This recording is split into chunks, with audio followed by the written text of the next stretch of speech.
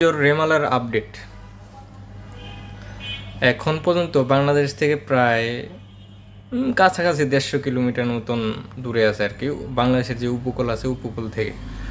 তো এখন এটার গতিবেগ আছে 75 কিলোমিটার পার আওয়ার।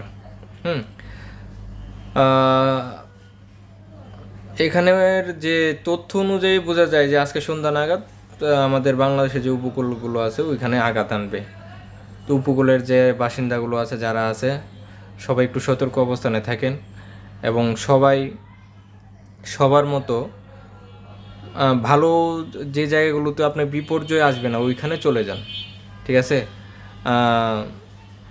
এখন পর্যন্ত এটার যে আপডেট দেখা যায় মানে ঘূর্ণিঝড় রেমালের, তো বেশ ক্ষয়ক্ষতির সম্মুখীন হতে পারে বাংলাদেশ। আমি চাই আল্লাহ তাআলা যেন এরকমটা না করুক, তবে এটার রুট ম্যাপ